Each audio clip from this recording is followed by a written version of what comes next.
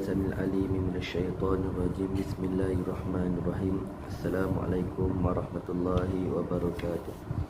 نحمده ونستعينه ونستغفره ونعوذ بالله من شرور أنفسنا ومن سيئات أعمالنا.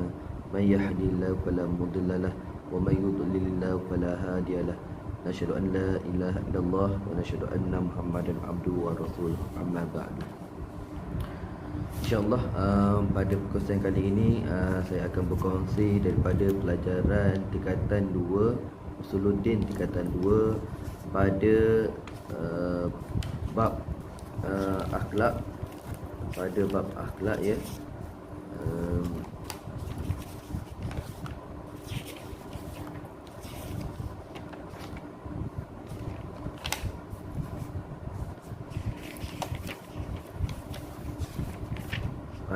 Pada bab akhlak dan tasawuf, pada tajuk Adabun Nahwul Quranil Karim. Adabun Nahwul Quranil Karim, bab yang pelajaran yang ketiga, tajuk Adabun Nahwul Quranil Karim. Jadi pada muka surat 210, jika ada buku teks, pada muka surat 210 hingga 214 insya-Allah. Jadi kalau ada buku teks boleh rujuk kepada buku teks muka surat 210 hingga 214 insya-Allah.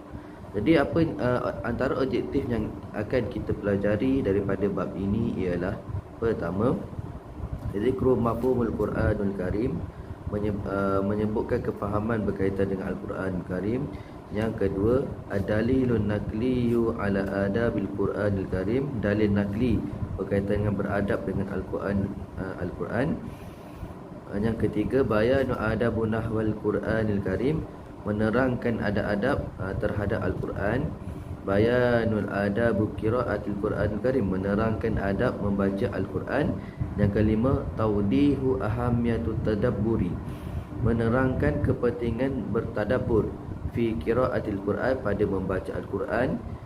Yang keenam, mulazamatul adabul Quranil Karim, pelaksanaan ataupun melazimi adab-adab Al-Quranul Karim. Macam mana kita nak beradab dengan Al-Quranul Karim, insya-Allah. Jadi kita teruskan pada muka surat ke-211, yang mana pada muka surat tersebut diberi, kita akan bincangkan berkaitan dengan mafhumul Quranil Karim. Apakah yang dimaksudkan dengan Al-Quranul Karim? Yang mana Al-Quranul Karim ini ditakrifkan sebagai kalamullahu qadimun, kalam Allah yang bersifat qadim, al-munazzala ala Muhammadin, yang diturunkan ke atas Nabi Muhammad sallallahu alaihi wasallam, li'ijazi, sebagai mukjizat, bisurati minhu, dengan surah-surah dengan surah-surah, al-muta'abbadu bitilawatihi, yang dikira ibadah apabila kita membacanya. Al-muta'abbadun, yang dikira ibadah, bitilawati, dengan membacanya. Jadi walau hanya dengan baca kita Al-Quran ini, kita akan dapat pahala, walaupun tak berniat. Tapi berbeza dengan baca buku dan sebagainya. Kalau kita niat dengan niat yang baik, insya-Allah kerana Allah Ta'ala, maka bacaan buku tersebut akan jadi dapat pahala. Jadi dalil berkaitan dengan adab Al-Quran ini, terhadap Al-Quran ini, ialah an Tamim Dari radhiyallahu anhu, daripada Tamim Dari radhiyallahu anhu, anna Nabiyya sallallahu alaihi wasallam, bahawa Nabi sallallahu alaihi wasallam qala, telah bersabda, ad-dinu nasihah, agama itu adalah nasihat. Kulna, kami kata, liman, kepada siapa ya Rasulullah? Qala, Nabi bersabda, lillahi, bagi Allah, wali kitabihi, wali rasulihi, wali a'immatil muslimina, bagi sekalian umat Islam, wa ammatun, dan sekalian umat yang lain. Rawahul Muslim, riwayat Muslim.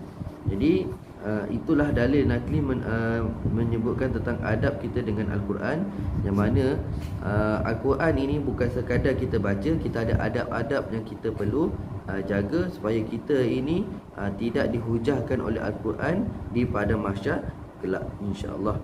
Wa na'udzubillah min zalik. Jadi apa yang kita perlu pelajari dari pada bab ini, seterusnya pada objektif yang ketiga, iaitu adabu nahwal Quranil Karimi, adab terhadap Al-Quran Karim. Apakah adab yang perlu kita buat, laksanakan? Adamu masu illa fi tahri, tidak menyentuhnya illa melainkan fi tahri, ketika ada wudu, ketika kita bersuci. Maksudnya tak boleh hadas, kita tak boleh mengangkat, kita tak boleh menyentuh. Disebut sentuh bukan angkat ataupun buat apa-apa. Sentuh saja yang paling ringan sekalipun tak boleh, iaitu hukumnya haram. Haram sentuh Al-Quran tanpa ada wuduk, tanpa ada wuduk. Maksudnya bila kata wuduk, kita tak termasuklah dalam dia tu kita dah beristinja. Jadi kalaulah hadas kecil tak boleh pegang Quran, maknanya hadas besar lagi-lagilah tak boleh pegang Al-Quran. Jadi bawa macam mana pula orang perempuan bawa Quran dekat dalam beg? Tak boleh jugalah. Sebab ada hukumnya namanya lebih besar daripada tu dah hamil, membawa, menanggung, kan. Ini sentuh saja pun dah berdosa, kan, tanpa ada wuduk. Tapi kalau perkara tersebut kita tak ada air semayang tapi terpaksa buat, contoh pasal kita nampak Al-Quran jatuh letak terlantai, takkan nak biar, kan? Takkan nak tunggu orang orang yang ada air semayang baru nak angkat. Kita angkat dulu, tapi dalam keadaan rasa bersalah. Keduanya, ta'zimu alal itlaqi, memuliakan, mengagungkan nya Al-Quran ala itlaqi, secara mutlak. Maksudnya apa? Asalnya ialah yang kita kena muliakan ialah kalamullah yang qadim tersebut. Tetapi disebabkan kalamullah tersebut kita tulis dekat dalam kitab, dalam buku, maka masaf kitab tu kita kena muliakan. Tak bolehlah kita kata ni hanya masaf, kan, ni hanya masaf, ni makhluk, bukannya kalamullahnya qadim tu kita tak perlu muliakan. Tak, bukan macam tu. Bila kalamullah itu mulia, maka apa-apa yang berkaitan dengannya semuanya ada mulia. Maka terfahamlah kita tulisan Jawi itu juga adalah mulia. Pasal apa? Pasal tulisan Jawi itu dia menyerupai bahasa Arab, menyerupai bahasa Arab. Kalau kita tengok secara imbas, kan, kalau kita tak baca betul-betul, ini bahasa, ini Jawi ni, kan, ini Jawi ni, ini kalau kita tak imbas betul-betul, kita akan nampak Jawi dengan bahasa Arab ni lebih kurang sama. So bila kita faham macam tu, ada buku-buku agama, contohnya buku macam ni pun termasuk dalam perkara yang namanya perkara yang termasuk dalam perkara yang kita perlu agungkan. Kita tak boleh duduk atas dia, tak boleh pijak atas dia, kita tak boleh tindih dia dengan sesuatu yang lain. Sepatutnya macam tu. So saya terangkan ini pasal benda ni kita selalu buat dekat asrama, selalu buat dekat rumah. Kita tak ambil level perkara ini. So kita kena muliakan Al-Quran itu secara mutlak.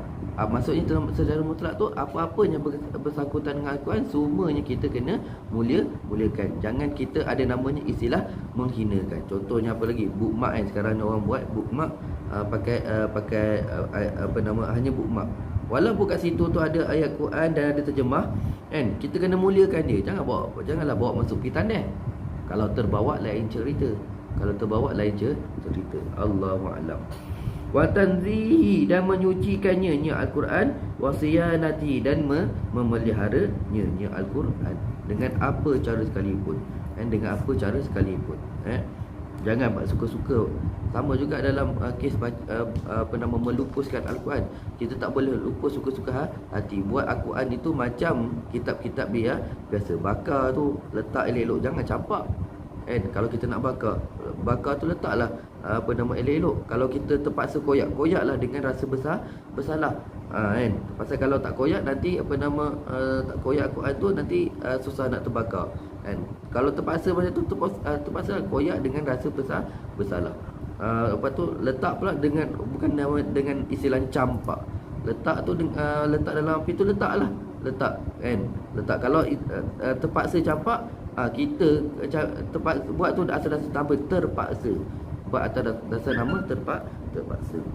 Itu yang dimaksudkan ikram ta'zimihi wa tanzihi wa siyanatihi alal itlaq. Okey, secara mutlak. Yang ketiga, adamu tafsiri, tidak mentafsirkannya Al-Quran, wa kalamun fi ma'aniha, dan berkata-kata berkaitan dengan makna-maknanya bi ghairi ilmi, tanpa ada ilmu. Maksudnya apa? Kita nak cakap sesuatu berkaitan Al-Quran tersebut, mestilah kita ada ilmu. Maksudnya bila kita baca terjemahan tu bukan itu makna Al-Quran. Terjemahan yang kita baca Quran, terjemahan yang ada bahasa Melayu ke bahasa Inggeris, itu bukan terjemahan Al-Quran. Itu bukan makna Al-Quran. Itu hanya terjemahan perkata bagi Al-Quran. Yang dimaksudkan dengan dengan tafsir itu ialah yang ulama-ulama sebutkan dekat dalam kitab-kitab tafsir mereka. Macam kita ni ada juga kat dalam ni kan. Dekat dalam kitab kita ni, buku teks kita ni, buku-buku berkaitan dengan tafsir ayat. So apa yang disebut kat dalam buku tersebut, itulah datangnya diambil daripada tafsir-tafsir ulama. Maka yang itulah yang kita kena pakai. Jangan kita memandai-mandai mentafsirkan ayat Al-Quran ikut kefahaman otak kita. Maka jadilah kita sesat lagi menyesatkan orang lain. Jangan sampai macam tu. Takut nanti kita kita ni termasuk dalam golongan yang Nabi sebut sebagai golongan yang menempah tempat di dalam api neraka. Wa iyyazubillah. Yang keempat, adamu marra'u, tidak menunjuk-nunjuk fil Qur'ani, pada Al-Quran, wal jidalu, dan tidak bergaduh ataupun bergaduhlah kat sini kan, fihi padanya bi ghairi haq, bukan pada hak. Maksudnya apa? Kalau kita ni belajar atas dasar perbincangan berkaitan dengan ayat ini, kita isikan atas dasar perbincangan, tak ada masalah. Tetapi bila kita jidal, maksud jidal ini ialah kita ni kita menegakkan benah yang basah, ataupun kita ni nak juga orang pegang pendapat kita, tak boleh. Tak disuruh dalam bab dalam bab kita tadabbur. Tadabbur ni kita cuba ambil faham apa yang ayat ni sebut berdasarkan tafsir ulama, terutamanya para sahabat.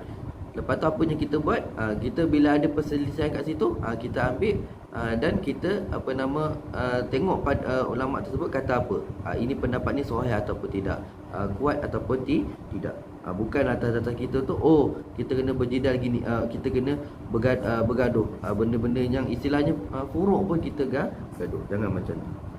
Yang kelima, al-amalu bimuhkamihi, beramal dengan hukum-hukum hakam, wa taslimi, dan menerima bimutasyabihihi, dengan ayat-ayat mutasyabihat, bitafwidin, dengan mengkiaskan amrihi ila Allah, perintahnya kepada Allah Ta'ala, mengkiaskan ataupun menyerahkan tafsiran maknanya kepada Allah Ta'ala. Dalam Al-Quran kita ada namanya ayat ahkam, ada namanya ayatnya namanya ayat mutasyabihat, ada namanya ayat yang menceritakan tentang kisah-kisah, ada ayat yang menceritakan tentang ibrah,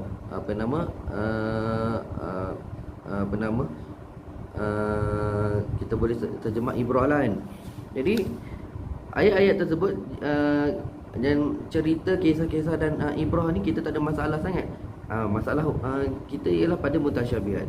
Jika mutasyabihat ini kita kalau ulama-ulama tak mentafsirkan dia, maka kita tak perlu nak bergaduh-gaduh bab tersebut.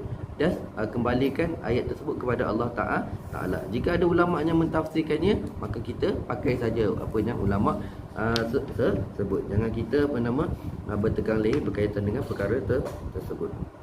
Seterusnya pada muka surat 212, adabu qiraatil Quranil Karim, adab kita dalam membaca Al-Quran. Saya baca sikit-sikit, kena rujuk kepada muka surat 212. Ini disebut yurattiluhu, bahasanya kita membaca dengan tartil. Maksud tartil ni ialah baca dengan dengan perlahan-lahan, bukan terlampau perlahan, perlahan-lahan. Baca dengan tertib. Tartil tu dia mudah terjemah, tertib. Membaca dengan tertib, wala yatasarra'a fi tilawati. Jangan tergesa-gesa pada membacanya. Seterusnya, ayakuna sya'nuhu, bahwasanya menjadikan keadaannya fi qira'ah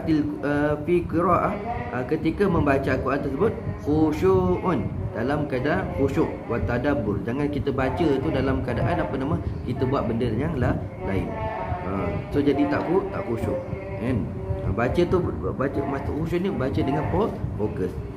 Seterusnya, al-buka'u inda qira'atil Quran, menangis ketika membaca Al-Quran. Ini adalah satu suruhan, kerana ada hadis Nabi menyebutkan bahawasanya kita diperintahkan untuk menangis, sehingga kalau kita tak boleh menangis, kita disuruh untuk buat nangis, supaya hati kita ini jadi lembut untuk menerima hidayah Allah. Yang keempat ialah yastahabbu lahu, disunatkan baginya ain yastaqbilal qiblah, menghadap kiblat fi ghairi solati, ketika bukan baca Al-Quran tersebut dalam solat. Maksudnya kita disunatkan untuk baca Al-Quran menghadap kiblat jika mampu. Jika tak mampu tak ada masalah.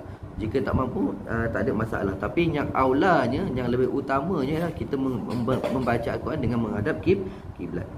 Yang kelima, yustahabu ain takuna, disunatkan bahawasanya qira'ata fi makanin nazifin, membaca di tempat yang bersih, mukhtarin, yang terpilih. Janganlah pergi baca Al-Quran dekat dalam tandas. Tak disuruh. Bahkan boleh membawa pada haram. Jangan baca Al-Quran dekat dalam tandas kan. Ngulang, kita nak ngulang tak, bukan cerita bawa Al-Quran tu masuk dalam tandas, itu pun dah berdosa. Ni kita mengulang-ulang bacaan kita dalam bacaan kita, hafalan kita dalam tandas, tak disuruh kan. Yang seterusnya, an yunazzifa al-qari, membersihkan pembaca itu fahu, mulutnya, bisiwaki, dengan siwak, wa ghairi, dan seumpamanya. Disunatkan kita sebelum kita baca Al-Quran, kita disunatkan bersiwak ataupun gosok gigi. Kalau ada siwak, pakai siwak. Kalau tak ada siwak, gosoklah gigi. Istihbabu, disunatkan tahsinu, memperelokkan sautin, suara, bikiraatin, ketika membaca Al-Quran. Bacalah dengan suara yang paling elok. Lagukan, cubalah lagu. Tak kisahlah kita tahu lagu ke tak tahu lagu. Janji kita baca Al-Quran ini dengan keadaan berlagu. Seterusnya, ayuqri'uhu ala taharah, mesti baca Al-Quran dalam keadaan bersuci. Ialah walaupun sekarang ni ada baca Al-Quran, ramai orang bawa Al-Quran ada tafsir kan. Lepas tu baca Al-Quran dalam keadaan tak ada wudu. Tak disuruh, tak beradab. Seterusnya, al-isti'azatu minasyaitan, meminta perlindungan daripada syaitan inda syuru'i, ketika mula fil qiraah, pada mula baca. Maksudnya apa-apa hal mesti kita a'udzubillahi minasyaitonirrajim, bismillahirrahmanirrahim, baca. Itu disuruh, hukumnya sunat. Istihbabu tardidul ayati, disunatkan untuk mengulang-ulang ayat litadabburi, untuk kita tadabbur, bertadabbur dengan ayat Quran, terutama ayat-ayat yang menceritakan tentang neraka. Kita disuruh ulang-ulang kan. Kita bila disebut yang tu, kita cuba rasa sedih, minta tawajuh dengan Allah Ta'ala supaya kita ni Allah dengan rahmat dan kasih sayang Allah Ta'ala, Allah tak murka dan masukkan kita ke dalam neraka. Wa'iyadzubillah. Seterusnya, kita teruskan kita punya perbincangan ini, perkongsian ini pada muka surat 213, yang mana ahamiyatut tadabburi fi qiraatil Quranil Karim, kepentingan bertadabbur pada membaca Al-Quran. Jadi kita akan baca dulu, lepas tu dan kita akan tengok di mana poin. Kata Imam Al-Ghazali radhiyallahu rahimallahu taala, at-tadabburu wa wara'u huduri qalbi. Tadabbur ini adalah wara'u huduri qalbi, membelakangkan kehadiran hati. Membelakangkan kehadiran hati.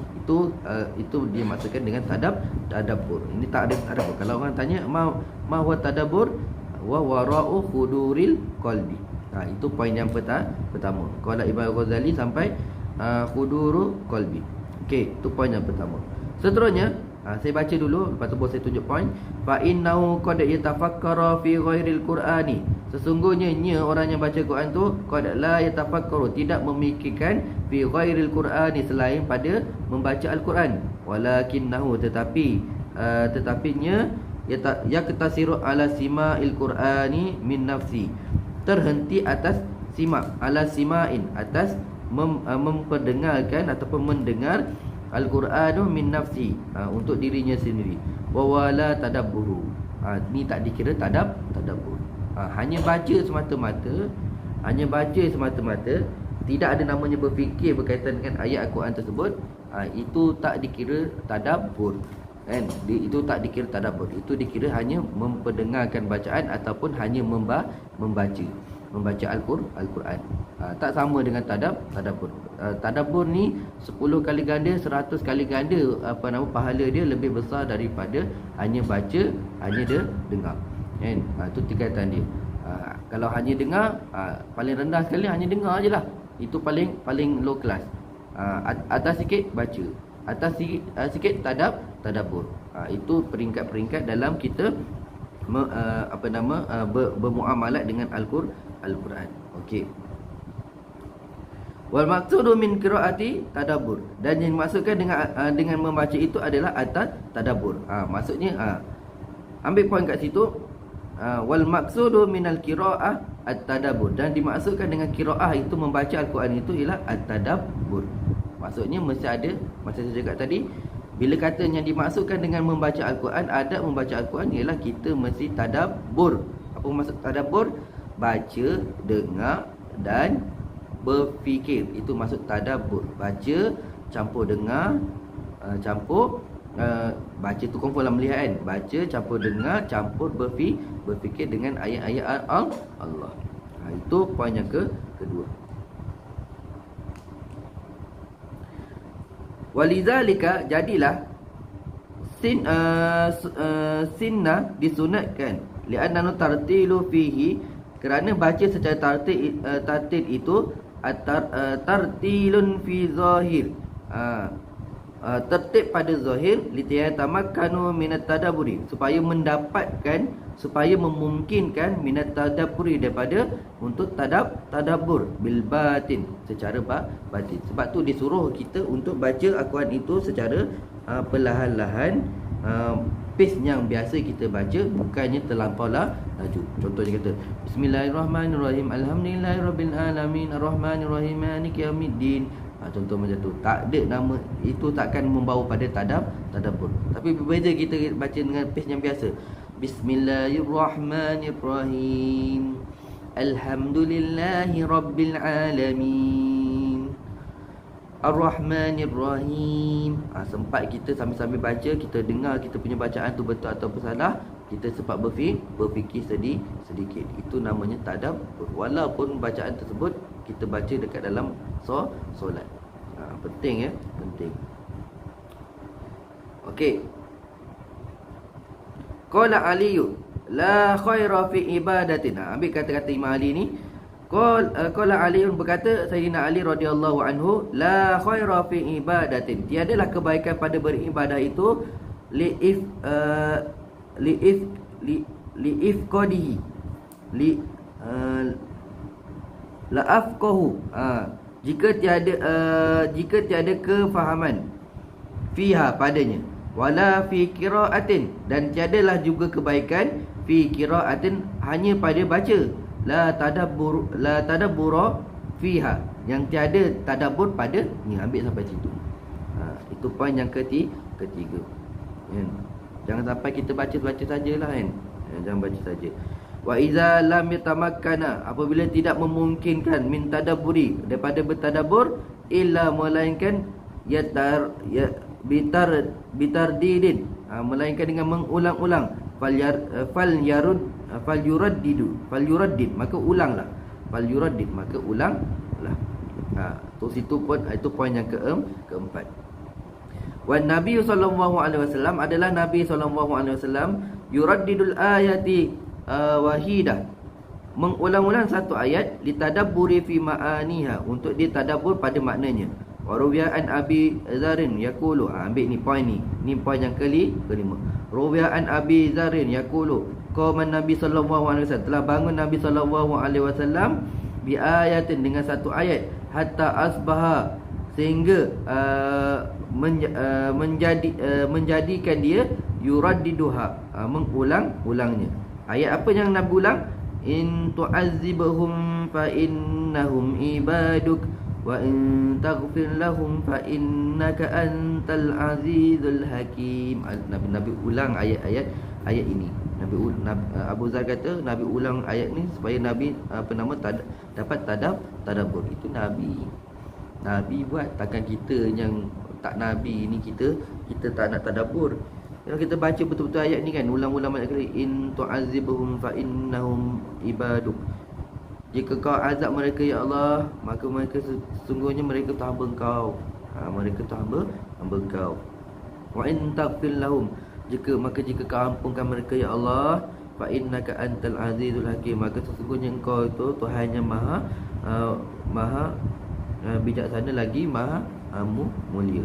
Jadi maksudnya apa? Kita ulang-ulang, kita faham, oh ya Allah, kita minta pada Allah, ya Allah janganlah kau azab aku. Nabi faham kita ni berapa ramai orang yang akan diazab oleh Allah Ta'ala di hari kiamat nanti, hanya disebabkan tak faham. Berapa ramai orang yang akan diazab oleh Allah Ta'ala disebabkan dia tak faham. Dia duduk kat dunia ni, dia tak tahu dia ni apa tujuan dia dihidupkan oleh Allah Subhanahu Wa Ta'ala di dekat dunia ni. Akhirnya apa yang berlaku pada dia, dia kembali pada Allah Ta'ala dalam keadaan dia sangat-sangat menyesal. Dia sangat-sangat menyesal. Dan akhirnya dia kata, ya Allah, kenapa kau bangkitkan aku? Aku dah mati ni, kenapa kau bangkitkan aku balik? Kenapa kau bangkitkan aku balik? Sedangkan Allah dah ceritakan dialog orang-orang di pada masa dalam Al-Quran. Allah dah cerita dah, kan? Allah dah cerita dah. Mereka ulang balik apa yang Allah dah ceritakan pada mereka di dalam Al-Quran masa ketika mereka hidup. Dia pun cakap, ya Allah, kenapa ya Allah, kenapa kau hidupkan aku balik ya Allah? Kenapa kau tak jadikan aku macam binatang? Mati je, habis je mati, mereka terus jadi debu, kan? Kenapa kau tak jadikan aku macam binatang, terus mati-mati, tak, jangan bangkitkan, terus biarkan je aku terus jadi debu. Kata mereka. Itu kata orang kafir lah, kan? Jadi atas kita tu macam mana? Atas kita tu macam mana? So tadabbur ayat Quran tu penting. Sekurang-kurangnya kita cuba, bila kita baca tu, bacalah terjemahan tu, insya-Allah sekurang-kurangnya kita akan dapat tadabbur sikit, berfikir sikit apa yang sebenarnya Allah nak sampaikan. InsyaAllah cukup sampai situ perkongsian saya pada pagi ini berkaitan dengan adabu nahwi Al-Quranul Karim. InsyaAllah kita akan jumpa pada tajuk yang lain, insyaAllah. Assalamualaikum warahmatullahi wabarakatuh.